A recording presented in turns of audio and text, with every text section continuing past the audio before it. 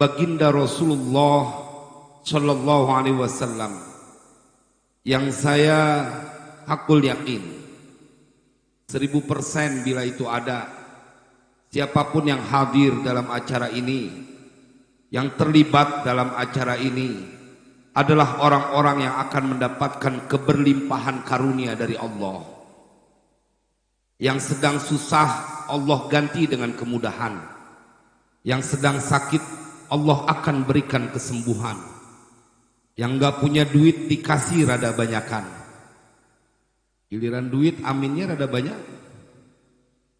Yang punya hutang pulang dari sini segera Allah lunaskan. Kencengan lagi berarti banyak yang punya hutang ya. Ya mukanya kelihatan sih. Kalau nggak kelihatan makhluk gaib namanya. Tapi nanti kita ngaji dalam waktu yang singkat.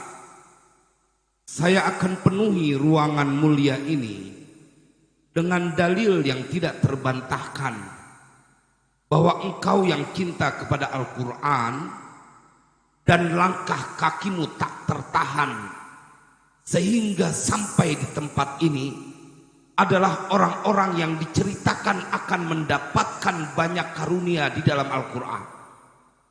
Nanti kita ngaji, siapapun yang hadir di tempat ini, apalagi yang punya anak, mereka hafal Al-Quran, mereka pantang meneteskan air mata karena kesusahan di dunia. Nanti kita ngaji, siapapun yang cinta kepada Al-Quran, yang hadir di majlis khatmil Quran adalah mereka yang diberikan kedudukan kemuliaan di dunia dan di akhirat kelak. Nanti kita ngaji, siapapun yang hadir di tempat ini, dia nggak boleh lagi menjadi orang yang ketakutan, apalagi menjadi orang yang putus asa. Dan saya pertanggungjawabkan dunia akhirat apa yang akan saya sampaikan dalam kajian malam ini. Jemaah, namun sebelumnya izinkan saya menyampaikan penghormatan buat tuan-tuan guru kita yang mudah-mudahan kehadiran beliau menambah keberkahan majelis ini. Al-Mukarram wal Muhtaram Dr. Kiai Haji Habib Abdul Syakur, Ketua MUI Bantul. Al-Mukarram wal Muhtaram Dr. Andes Kiai Haji Daman Huri, Rais Syuriah PCNU Bantul. Al-Mukarram wal Muhtaram Kiai Haji Hasan Abdullah, Katib PWNU DIY. Al-Mukarram Bapak Kapolsek Pajangan, Al-Mukarram Bapak Dan Ramil Pajangan, Al-Mukarram Bapak Camatan, Sekretaris Camat, Bapak Lurah, dan semua pejabat pemerintah, yang semoga kehadiran beliau menjadikan sebuah bukti bahwa energi Al-Quran meresap kepada banyak orang dan mereka adalah orang-orang pilihan. Kita langsung ngaji, paling enggak ada 3 tema malam ini. Ada tema hikmah khatmil Quran, ada hikmah Isra dan Mi'raj, ada hikmah haul dari Mbah Yai Fid Mas'ud, guru dari saya dan guru dari guru saya, Al-Mukarram Kiai Ahmad Dakhari beserta ibunya yang semoga terus diberikan penjagaan oleh Allah. Ada 3 hal saya ingin ramu, ini 3 tema, dan kita akan sentuh betapa malam ini berlimpah karunia yang akan kita dapatkan. Jamaah, mari kita buka ayat Al-Quran. Tidak terbantahkan kebenarannya. Kita sepakat apapun yang ada di dalam Al-Quran kebenaran adanya. Seperti peristiwa Isra Mi'raj tidak masuk akal. Tetapi Al-Quran bercerita bahwa ada seorang lelaki mulia yang Allah cintai diperjalankan dari Masjidil Haram ilal Masjidil Aqsa alladzi barakna haulahu linuriyahu min ayatina. Tidak terbantahkan karena Al-Quran yang bercerita. Guru-guru ngaji kita menjelaskan bahwa bahwa ruh dan jasad baginda Rasulullah diperjalankan dalam Isra dan Mi'raj, dan itu begitu mudah bagi Allah. Jemaah, bahkan bukan cuma itu, saya berkali menyampaikan bahwa di dalam Al-Quran banyak betul yang gak masuk akal, tetapi kita wajib mengimani kebenarannya karena itu adalah kalamullah.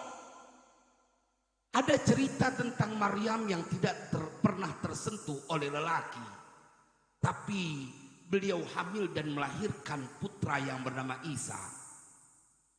Ada Ibrahim alaihissalam dilemparkan dalam kobaran api, tetapi tidak terbakar sedikit pun. Allah yang menceritakan di dalam Al-Quran. Ada Musa yang dia punya tongkat, dilemparkan di depan penyihir Fir'aun dan berubah menjadi seekor ular yang besar. Ada tongkat Nabi Musa yang Allah ceritakan diketukkan ke batu memancarkan 12 mata air. Ada tongkat Nabi Musa yang diketukkan di pinggir lautan terbelah, dan semua diceritakan di dalam Al-Quran.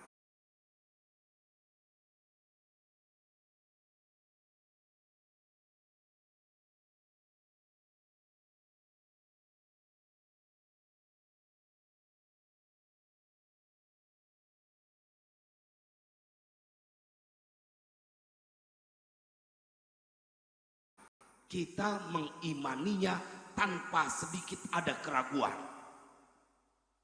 Dan begitu masih banyak lagi cerita di dalam Al-Quran. Dan saya akan mengajak kepada kita tentang putra putri ibu dan bapak yang ditaruh di pesantren Tarbiyatul Quran, serta para wali santri yang dengan gagah mempunyai keyakinan putra putrinya dimasukkan ke pesantren Al-Quran. Apa yang akan terjadi kepada mereka? Mari kita lihat bagaimana Al-Quran menceritakan perihal putra putri kita. Ayat yang saya baca tadi, surat Muhammad ayat kedua. Nanti di rumah bisa kita telaah kembali. Tetapi ini firman Allah. Walladzina amanu wa amilu salihati wa amanu bima nuzzila ala Muhammad wa huwal haqqu min rabbihim kaffara anhum sayyiatihim wa aslaha balahum. Saya ingin memanfaatkan waktu langsung menukik kepada hikmah khatmil Quran dan meyakinkan kepada siapapun para orang tua yang di dalam hatinya punya kerinduan memiliki anak keturunan yang sekaligus menjadi keluarga Allah di permukaan bumi. Ahlullah fil ardh wa khassatuhu. Saya dan kita semua hadir di tempat ini. Ada para pejabat pemerintah. Mereka dekat dengan pimpinannya, pasti merasa nyaman. Dikenal sama Bapak Gubernur yang juga adalah sebagai orang yang mewarisi tahta kerajaan di Yogyakarta ini, rasa aman. Beliau orang nomor 1 Ustadz di Yogyakarta. Bagaimana kita nggak merasa senang? Bagaimana kita nggak merasa nyaman? Oke. Mari kita bermain logika. Bila engkau dekat kepada makhluk yang menguasai orang nomor 1 di Yogyakarta ini, kau menjadi orang yang berbahagia dan merasa nyaman, hilang ketakutan. Mari bayangkan bagaimana yang terjadi kepada putra bapak dan ibu yang tadi naik di panggung ini. Siang dan malam mereka bersama Al-Quran. Sebuah perjalanan panjang mereka telah tempuh untuk bisa naik ke panggung ini. Apa yang akan terjadi dengan mereka? Padahal mereka disebut sebagai keluarga Allah di permukaan bumi. Lalu adakah kekhawatiran bagi mereka yang punya anak hafal Al-Quran saat anaknya di waktu bersamaan sebagai keluarganya Allah? Sallu ala nabi. Sallu ala nabi. Ini main logika, Pak. Lalu kita yakinkan dengan dalil nasnya di dalam Al-Quran dan orang-orang yang beriman. Walladzina amanu wa amilus salihati, dan mereka berbuat kebaikan. Lihat yang ketiga. Wa amanu bima nuzzila ala Muhammad, dan mereka beriman dengan sesuatu yang diturunkan kepada Nabi Muhammad. Wa huwal haqqu min rabbihim, dan bermula yang diturunkan kepada Nabi Muhammad itu adalah kebenaran dari Tuhan mereka, yakni Al-Quran. Mereka beriman kepada Al-Quran. Setelah mereka beriman kepada Allah dan berbuat kebaikan, lalu syarat ketiga, beriman kepada Al-Quran. Dan putri, bapak, serta ibu, dan mereka yang hadir di tempat ini, bukan hanya secara verbal berkata beriman kepada Al-Quran. Malam ini menjadi bukti kalau kita percaya dengan kebenaran Al-Quran. Peringatan Isra dan Mi'raj ini menjadi bagian kecil bukti kita benar mencintai, beriman kepada Al-Quran. Lalu apa yang akan mereka dapatkan? Dua hal. Ini yang saya sebut, saya pertanggungjawabkan dunia akhirat apa yang saya sampaikan. Karena yang menjanjikan bukan Bapak Lurah. Karena yang menjanjikan bukan Bapak Sekjam, bukan pejabat di negeri ini, bukan. Lebih mulia, jauh lebih mulia dari itu semua. Yang menjanjikan Rabbuna wa Rabbul malaikati warruh, huwa yuhyi wa yumit. Dia yang menghidupkan dan mematikan. Apa yang Allah janjikan buat bapak dan ibu serta putra putrinya yang menghafal Al-Quran? Pertama, kaffara anhum sayyiatihim. Allah hapuskan kesalahan-kesalahan mereka. Yang kedua, wa aslaha balahum, dan Allah perbaiki urusan mereka. Langsung Allah yang menjanjikan bagi engkau, para bapak dan ibu yang mendukung putra putrinya menghafal Al-Quran, kau boleh mati, kau boleh tidak punya harta, kau boleh tidak berpendidikan, tetapi bila anakmu bersama Al-Quran, ayat ini berlaku. Allah bertanggung jawab merapikan, ngeberesin urusan anak-anak kita. Karena itu yang dijanjikan. Mengapa banyak orang yang merasa nyaman ketika diakui namanya sebagai orang yang berproduksi manfaat produktif jadi pegawai negeri? Ente diakui oleh provinsi Daerah Istimewa Yogyakarta, menunjukkan ente punya kelebihan di antara penduduk yang lain. Kita sepakat.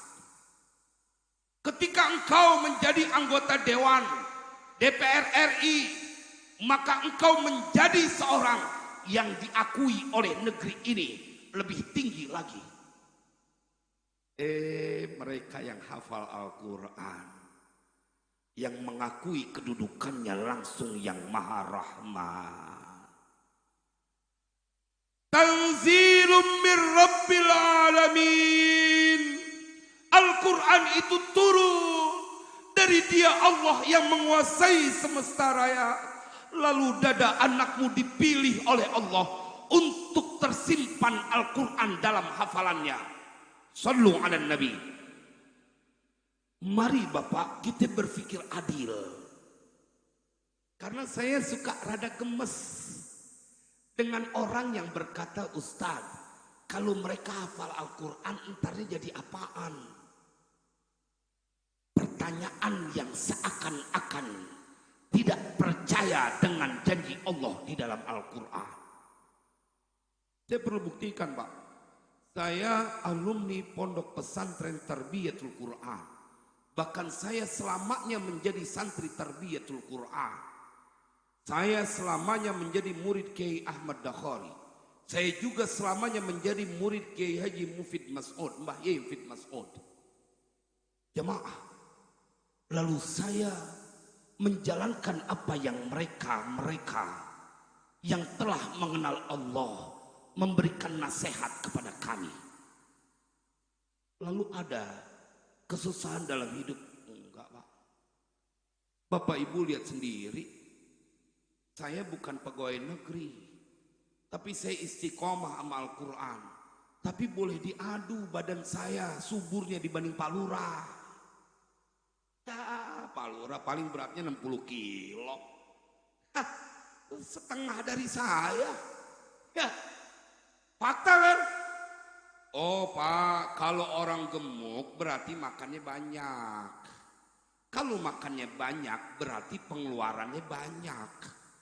Kalau pengeluaran banyak buat makannya yang banyak itu, berarti pemasukannya juga banyak. Berarti saya sama Pak Lurah pemasukannya gedean saya. Nggak apa-apa ya Pak Lurah, kita kan sama-sama santri. Ya, alhamdulillah. Saya ingin meyakinkan, hadza huwa min fadli rabbina. Ini karunia, bagian kecil dari karunia Tuhan kita. Kisah nyata Pak, saya punya santri yang dia 4 tahun nyantri. Ini kisah nyata lah, kalau ukuran kita sebagai orang yang punya jabatan di dunia itu. Dia baru hafal 10 juz.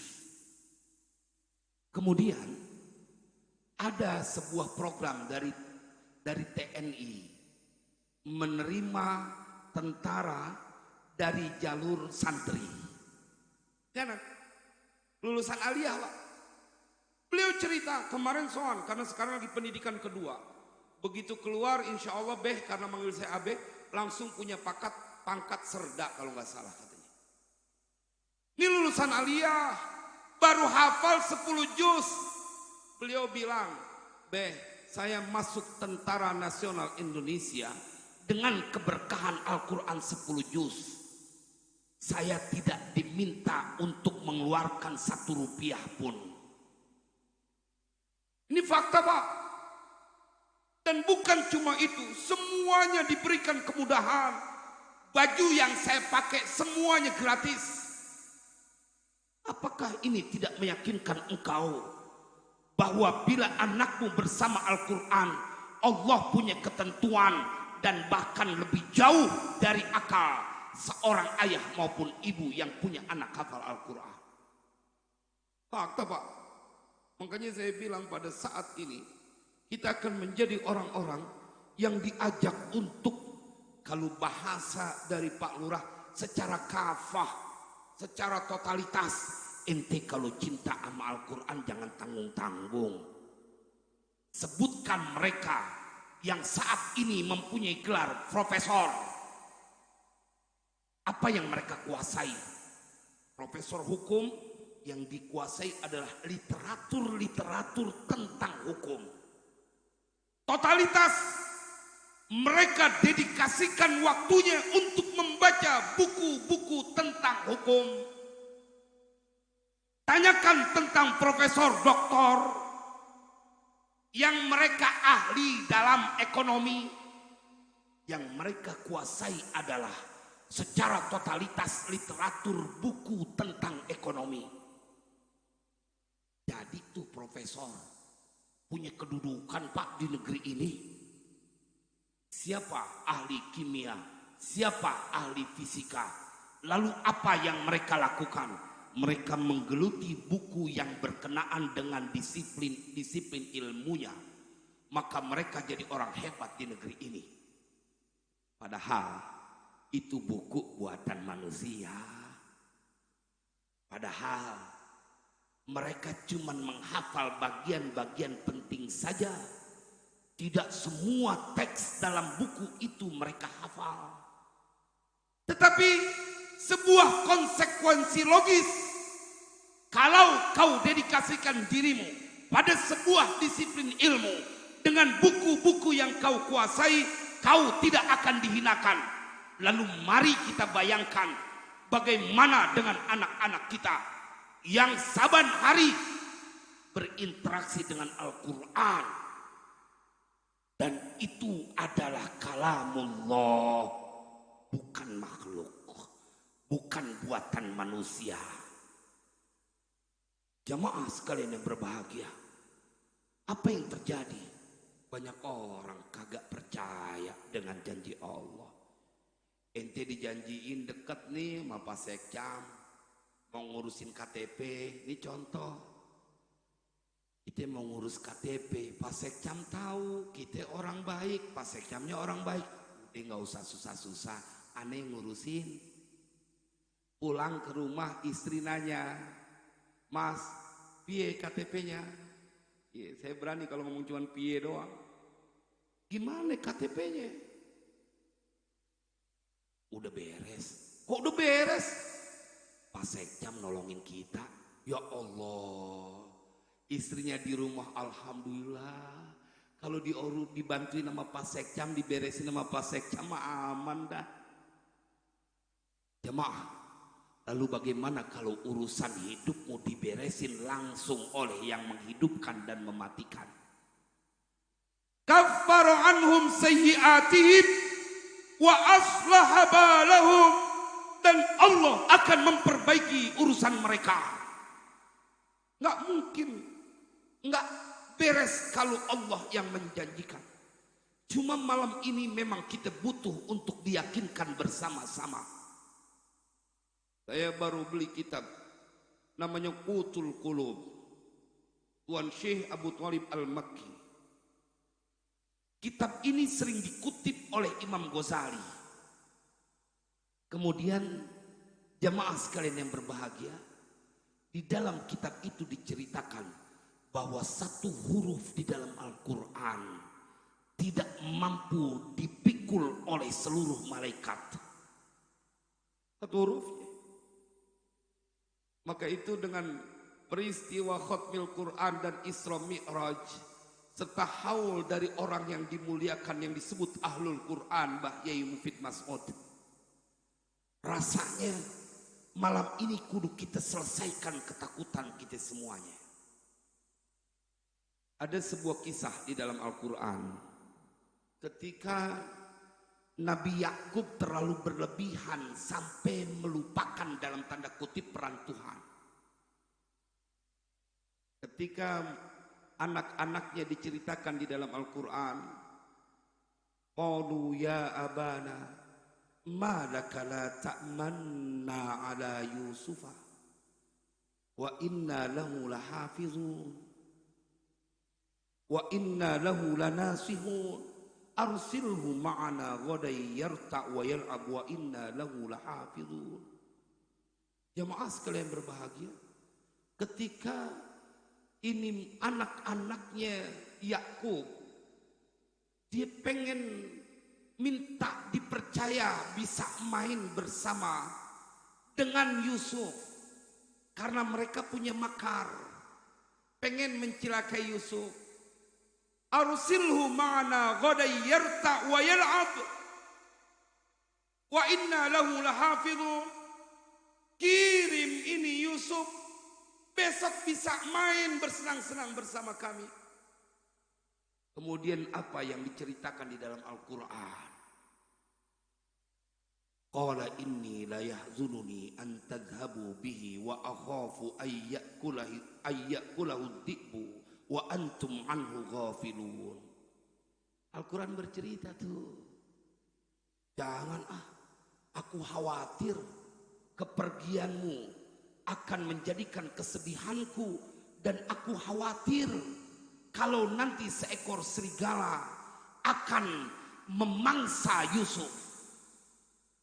Naluri seorang ayah punya anak kecil, mau diajak jalan-jalan sama saudaranya yang emang udah punya rencana buruk, maklum dong, dia pasti sayang sama anaknya, ada kekhawatiran. Ini yang Allah ceritakan di dalam Al-Quran. Tetapi Imam Ghazali dalam kitab Ihya-nya ngebahas ini peristiwa. tentang Yakub yang kelewat berlebihan sehingga seakan melupakan peran Tuhan. Sama Pak, ketika anaknya yang mau dimasukin ke pesantren, bapak dan ibunya secara alamiah akan berkata, entar anak saya kalau di pesantren udah hafal Al-Quran jadi apaan Ustaz? Malam ini kita jawab semuanya. Ente mau apapun, bila anakmu telah hafal Al-Quran, maka mereka paling berhak di permukaan bumi ini. Semua makhluk kudu tunduk kepada seorang anak yang dia istiqomah bersama Al-Quran. Jemaah, apa yang diceritakan oleh Imam Ghazali dibahas nih. Kemudian dalam kitab Ihya disampaikan bahwa Allah wahyukan kepada Nabi Yakub, fa'auhallahu ila Yakub hal tadri lima farraqtu bainaka wa baina Yusuf. Wahai Yakub, engkau tahu tidak mengapa sebabnya aku pisahkan engkau dengan anakmu yang bernama Yusuf bertahun-tahun? Begitu cerita yang kita tahu di dalam Al-Quran, begitu cerita yang kita suka dengar dari para penasehat agama.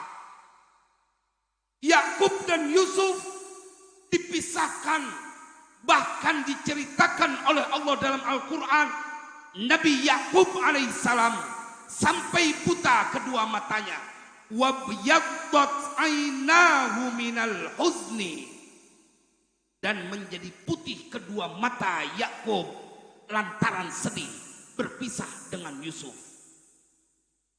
Allah yang pisahin. Imam Ghazali bahas, ketika Nabi Yakub ditegur, ente tahu nggak Yakub, kenapa aku pisahkan engkau dengan Yusuf? Jemaah, lah, Nabi Yakub menjawab, tidak, aku tidak mengetahuinya ya Allah. Maka kemudian Allah wahyukan, li'annaka qulta inni wa akhafu ayyakulahu dhi'bu wa antum anhu ghafilun. Ketika engkau berkata kepada putra-putramu bahwa aku khawatir akan memangsa akan Yusuf, apa yang memangsa? Al-dhi'bu, serigala. Wa antum anhu ghafilun, hal keadaan kalian dalam keadaan lalai. Itu sebabnya Yakub, aku pisahkan engkau dengan Yusuf. Kau pikir kau lebih sayang kepada Yusuf karena anakmu. Kau lupa Yusuf adalah hambaku. Aku yang menciptakan, aku yang lebih sayang. Bapak Ibu, kita sayang sama anak-anak kita. Tapi kalau dibandingkan dengan Allah, nggak ada yang bisa melebihi kasih sayang Allah kepada anak-anak kita. Bukti kalau nggak bisa sama. Siapa orang tua yang nggak sayang sama anaknya? Siapa ibu yang nggak sayang sama anaknya? Tapi mana bukti sayangnya? Buktinya ditinggal mati juga. Kalau ente sayang, temenin dong selamanya. Tetapi Allah menemani anak kita selamanya, selama mereka ada di dunia. Kapan saja mereka meminta, Allah akan kabulkan. Begitu ayat Al-Qur'annya. Maka jamaah sekalian berbahagia, ditegur di Nabi Yakub. Kenapa kau bisa berkata bahwa engkau takut kepada serigala? Jemaah, nah Allah tanya, lima khifta dzi'ba wa lam tarjuni. Kenapa ente takut kepada serigala? Khawatir pada serigala akan memangsa kau punya putra? Kenapa kau tidak berharap pertolongan kepadaku wahai Yakub? Apakah engkau telah melupakan aku wahai Yakub? Lima khifta dzi'ba wa lam yarjuni. Kenapa kau takut kepada serigala? Yusuf, kau khawatirkan dimakan oleh serigala. Apakah kau tidak berharap kepadaku? Cuman jagain anakmu dari serigala kekecilan. Nabi Ibrahim dalam kobaran api nggak terbakar. Ustadz itu Nabi. Ada seorang tabi'in namanya Abu Muslim Al-Khawlani, tinggal di Son'a. Tuan Syekh Abu Nuaim Al-Asfahani menceritakan dalam Hilyatul Aulia. Kata Imam Ghazali, kalau ente udah kelar ngaji Ihya, ente ngaji kitab Hilya. Beliau ceritain ada Abu Muslim Al-Khawlani yang dilemparkan ke dalam kobaran api, kemudian tidak terbakar karena tidak rela untuk mengakui ada Nabi setelah baginda Rasulullah. Tidak terbakar. Datang dia ke kota Madinah. Umar ibnul Khattab kemudian mengecup keningnya seraya berdoa, Alhamdulillah alladzi lam yumitni hatta arani fi ummati Muhammadin alladzi fu'ila bihi kama fu'ila bi Ibrahim. Segala puji bagi Allah yang tidak mematikan aku, sehingga Allah memperlihatkan kepadaku seorang dari umat Nabi Muhammad yang diperlakukan kepadanya sebagaimana Allah memperlakukan kepada Nabi Ibrahim alaihissalam. Sallu ala Nabi. Apa? Ente punya sayang kayak apapun nggak bisa melebihi kasih sayang Allah. Maka saat engkau memasukkan anakmu di pesantren Al-Quran, kemudian disebut sebagai ahlul Quran, hamilul Quran, maka yang terjadi adalah dia langsung menjadi prioritas dari Allah. Jamaah, ini adalah sesuatu yang pasti terjadi. Ente punya ijazah, hafal Quran enggak? Punya ijazah nih, S1, S2, S3, punya ijazah. Kagak nolongin ente di yaumil kiamah, kagak. Kali gitu malaikat, nih ijazah S3 saya. Enggak. Tapi anak yang istiqomah dan mengamalkan Al-Quran, bukan hanya dia yang diselamatkan, tapi dia diberikan kemampuan menyelamatkan orang-orang yang dia cintai. Masa kita kagak yakin? Saya bukannya ngecilin, Pak. Saya punya teman banyak yang sarjana. Saya punya banyak teman yang sarjana. S1, S2, bahkan teman sekolah saya udah jadi dokter. Tapi begitu mereka nggak hafal Al-Quran, segitu-gitu aja hidupnya, Pak. Tapi kalau ente punya Al-Quran, istiqomah bersama Al-Quran, ente nggak bakal ketemu ada orang yang istiqomah bersama Al-Quran kemudian diberikan kesusahan. Saya tadi bilang di awal, siapapun yang datang di tempat ini, dia nggak boleh dalam kesusahan, apalagi itu masalah keuangan. Coba bayangkan, Nabi sampai pesan kayak begini nih,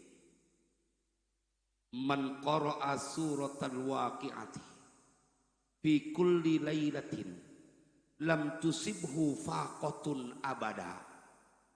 Siapa orang yang membaca suratul waqi'ah saban malam, suratul waqi'ah doang, saban malam, nggak capek. Ustadz capek, bohong. Ibu udah teruji orang-orang yang tangguh, dari melek mata sampai tidur di waktu malam, kerjaannya nggak habis-habis, urusan rumah, urusan anak, urusan suami, kadang ikut nyari rizki. Udah teruji berjam-jam.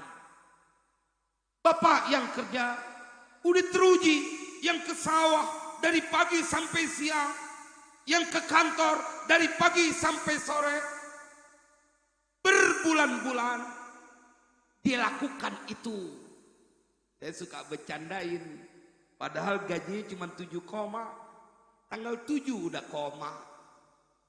Enggak banyak, tapi ditelatenin. Masa yang Nabi janjiin Ente kalau baca suratul Waqiah paling cuma 10 menit. 10 menit. Ente nggak boleh tersentuh kemiskinan selamanya. Jadi kalau warga Pajangan yang hadir di sini semuanya tiap malam baca suratul Waqiah, membantu program pemerintah untuk mengangkat derajat rakyatnya dari garis kemiskinan menjadi orang-orang yang dalam kebahagiaan. Satu suratul Waqiah. Beres. Ustaz, saya punya utang, bagaimana caranya? Saya sampaikan kemarin.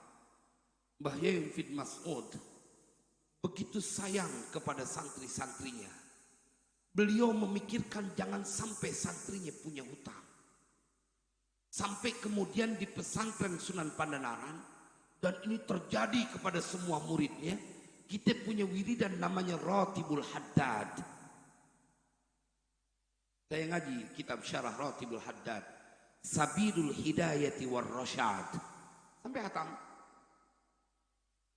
Dalam kitab itu ada sebuah kisah ketika Abu Bakar As-Siddiq memanggil putrinya Sayyidah Aisyah, tentu setelah meninggalnya baginda Rasulullah. Kemudian Abu Bakar As-Siddiq berkata, "U'allimuki du'aan allamani Rasulullah sallallahu alaihi wasallam wa kana Isa yu'allimuhul hawariyin law kana alaiki mithlu Uhudin dainan laqadahu Allah." Abu Bakar panggil Sayyidah Aisyah, "Aku ajarkan engkau sebuah doa yang telah mengajarkan kepadaku siapa Rasulullah akan doa itu. Dan adalah Isa juga mengajarkan doa ini kepada hawariyin. Lau kana alaiki mithlu Uhudin, seandainya atasmu seperti gunung Uhud." Apanya? Dainan, hutangnya. Laqadahu Allah, niscaya Allah akan membayarkannya. Ada nggak di sini yang punya hutang sampai sebesar gunung Uhud? Gak ada. Buat ibu-ibu paling hutang seragam baju. Buat bapak-bapak paling kreditan motor. Kalau orang Jakarta suka bikin istilah, orang yang kelewat banyak hutangnya udah disebut dia hutangnya udah seleher. Begini nih, utang udah kelewat banyak seleher. Nih Ratibul Haddad, kekecilan ente punya seukuran leher, kekecilan. Bahkan Nabi Yunus sallallahu alaihi wasallam memberikan jalan keluar. Seandainya engkau punya hutang sebesar gunung Uhud, niscaya Allah membayarkannya. Apa yang harus dibaca untuk terbebas dari hutang itu? Kan mukanya udah pada nungguin semua nih. Apa yang harus dibaca? Kita hafal semuanya Bapak Ibu.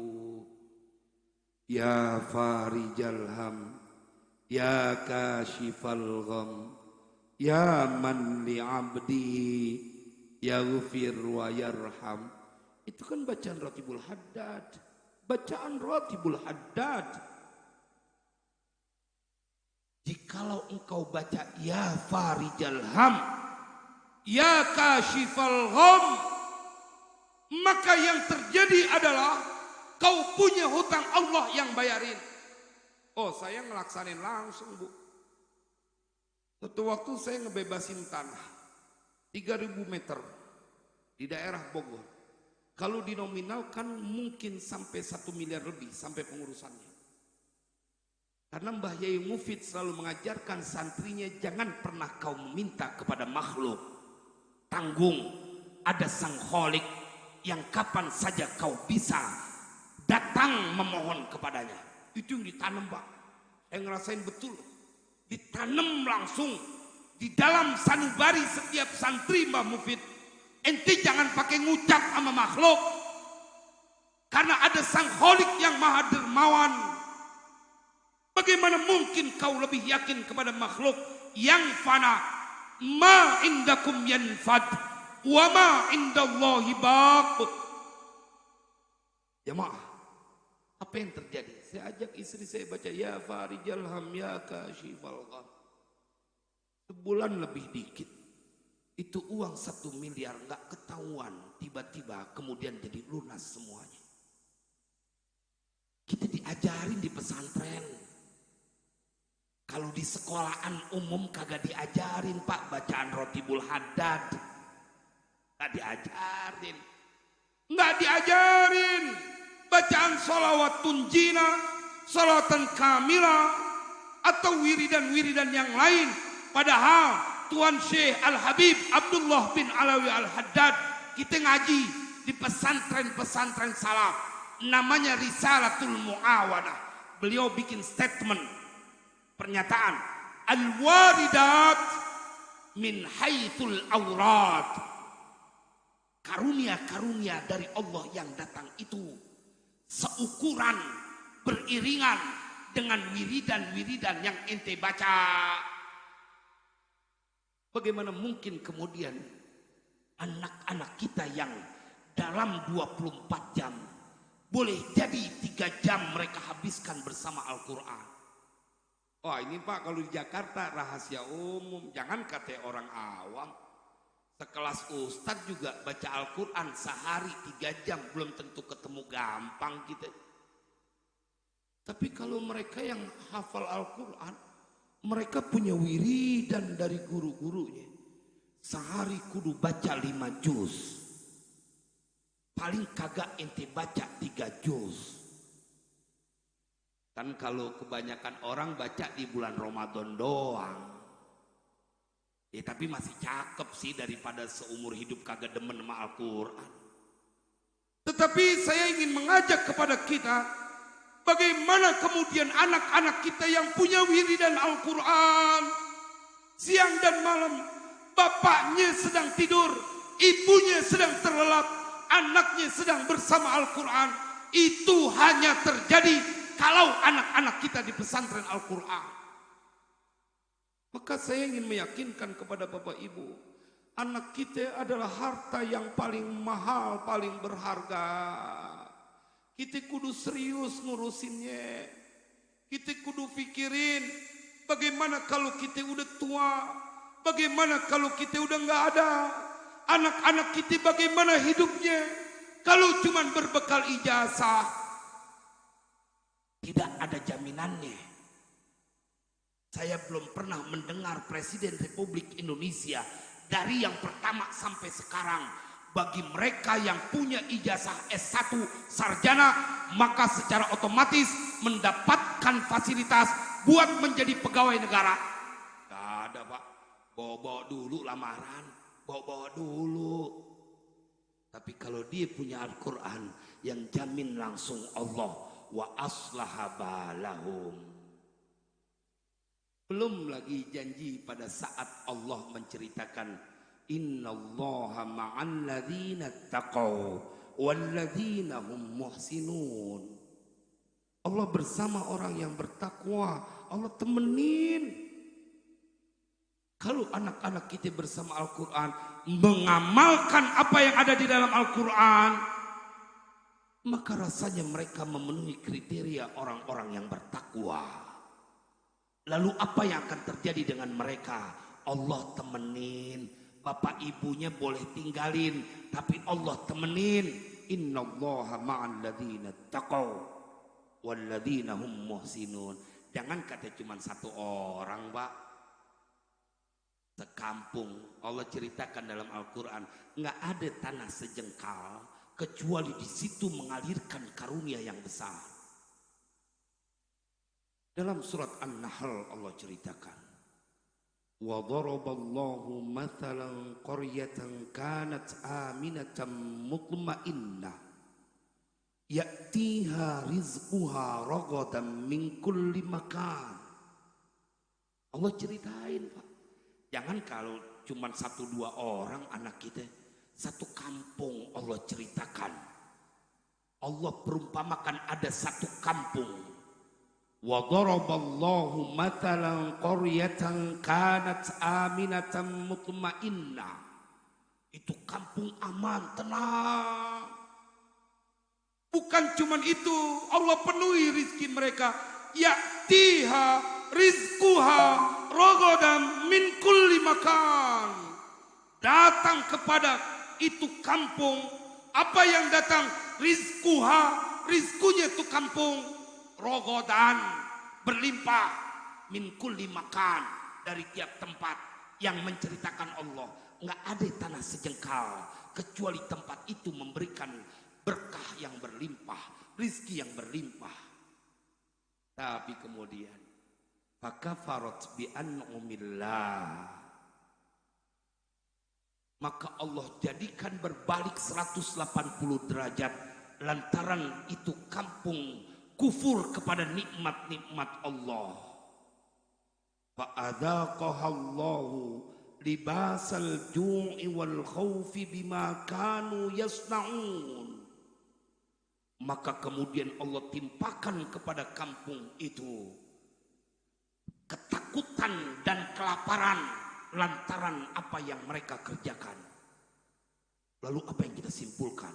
Oh, ternyata yang memberikan rizki berlimpah dari setiap arah di dalam Al-Quran hanya Allah yang mampu melakukannya. Dan ketika anakmu jauh dari Allah, kau tidak punya keinginan untuk memasukkan anakmu di pondok-pondok pesantren, pondok kitab maupun pondok Al-Quran terkhusus, maka seakan-akan kau sedang menyiapkan sebuah cerita kesusahan buat anak keturunanmu karena jauh dari yang maha kaya. Bagian akhir bahwa Al-Quran menjadi jawaban bagi semuanya. Dulu Mbah Yufid Mas'ud setiap kali Jumat subuh beliau mewajibkan putra putrinya santrinya untuk membaca suratul Kahfi. Diwajibin Pak, dikumpulin. Cuman saya jujur lempengan itu saya suka bolos dulu, belum tobat dulu.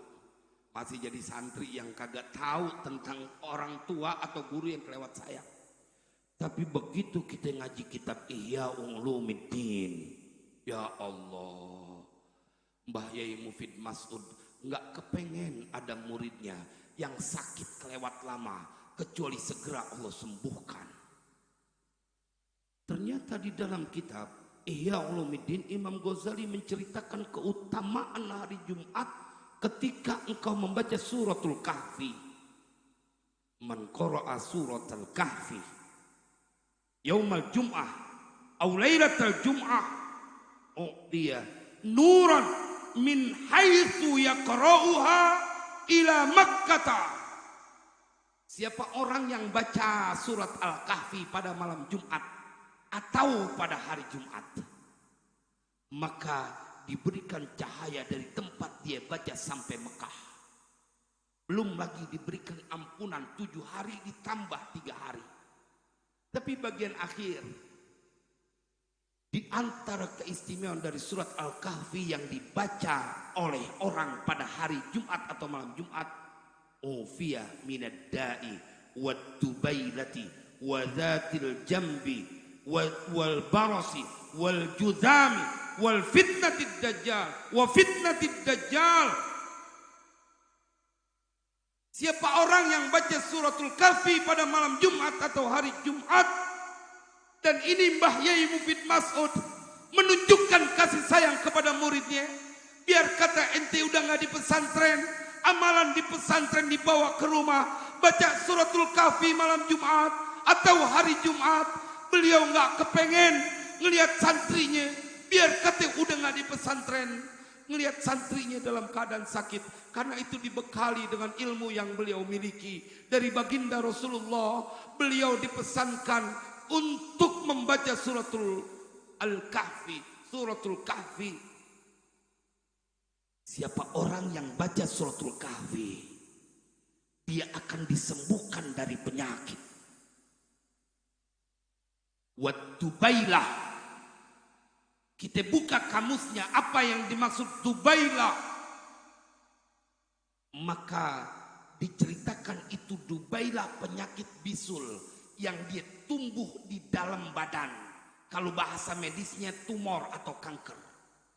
Ente punya penyakit tumor, punya penyakit kanker. Kata Nabi, dia kudu rontok, kudu sembuh kalau kau baca surat Al-Kahfi. Bukan cuma itu. Wadatil jambi, penyakit lambung. Wal barosi, wal juzami, penyakit belang, lepra. Wa fitnatid dajjal, dan fitnah dajjal. Kau yang baca surat Al-Kahfi tersembuhkan dengan janji Nabi. Ustadz, apa iya begitu? Jalanin. Yang bersabda baginda Rasulullah, yang beliau di Isra dan Mi'rajkan, cukup menjadi informasi bahwa beliau manusia istimewa di permukaan bumi ini. Beres Pak. Utang beres. Baca apa tadi? Ya farijal ham, ya kashifal gham. Duit berlimpah. Baca apa tadi? Suratul Waqiah fi kulli lailah. Ustaz, badan sehat kan penting juga. Iya, baca surat Al-Kahfi. Utang kagak ada, duit banyak, badan sehat. Beres nggak urusan Pak? Beres nggak Bu? Kalau beres semua urusan, kudu beres ceramahnya. Wassalamualaikum warahmatullahi wabarakatuh.